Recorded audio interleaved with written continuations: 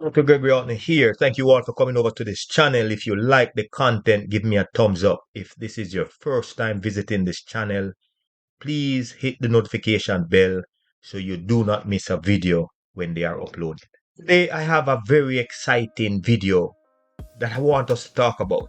Recently, Noah Lyles did an interview and he explained why he lost against Oblique Seville at the Racers Grand Prix, and he vowed never to let it happen again on any global stage. Now, reason why this is important, because in the article itself, he explained that he studied his opponents extremely carefully and is aware of their strengths and their weaknesses. And he said that even though he was prepared, he missed a particular thing that gave Oblique Seville the advantage. And I'm going to talk about it now. Now, I can tell you the thing that he missed. I thought that if Oblique Seville had the same mindset going into the Olympics, that it would have given Oblique Seville the advantage. And we're going to talk about it today because I want the athletes them to understand that what he said is absolutely important in terms of knowing your opponent's strengths and weaknesses in order to dominate the sprint. So let us talk about it right now. Also, keep in mind that if you want to be a champion, your body must be conditioned to the point where you can run the rounds consistently without fading at the end. And what we saw with Oblique Seville, it appears that he is not strong enough and fit enough to go through the rounds where he can have his best race on the final day.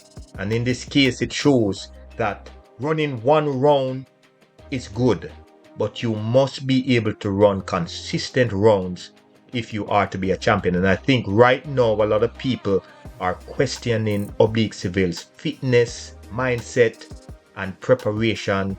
And we hope that as he listens to this video, that he and his team will do the necessary work and make the necessary adjustments to give himself the advantage in the future. So I'm saying that to say that when you're in 100 meters, you have to know your strengths and weaknesses, and you have to be consistent with your strength, and you have to study carefully how you can defeat your opponent. And in this race, if you notice, Oblique Seville got that perfect start and he was able to hit top speed much quicker than Noah Lyles. Now, everyone knows that the strongest part of Noah's race is the end part. But if you build up enough momentum early in the race and you are able to maintain that or hold on to that momentum, that you can be difficult to beat. And in this case, when we look at what Oblique Seville did in that race, he got out fast. He made the transition in the middle of the race.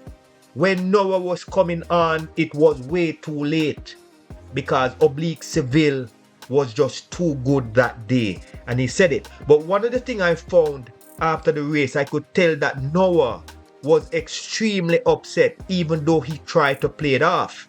But why am I doing this video?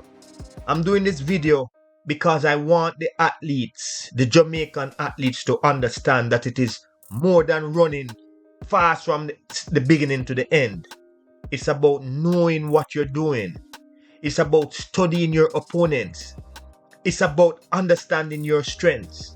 It's about using your strengths when it counts the most, and try to balance out your weaknesses so it don't cost you everything that you work hard for. And in this case, when Noah says that it will never happen again, I know some of us might think that he was just blowing smoke, but he is confident that when he studies his opponents, that he knows how to get into their heads and he knows how to use his strengths to advance himself to be victorious. We saw it in the Olympics.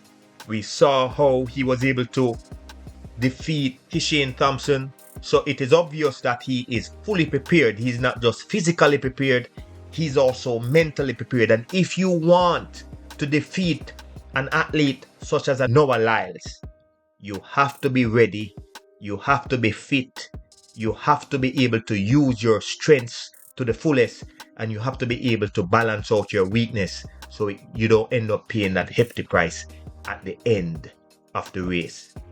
I want to hear your opinion. Do you agree with this? Do you disagree with this? Please feel free to share your opinion in the comment section. I thank you all for listening. I am Dr. Gregory Horton. Have a blessed day.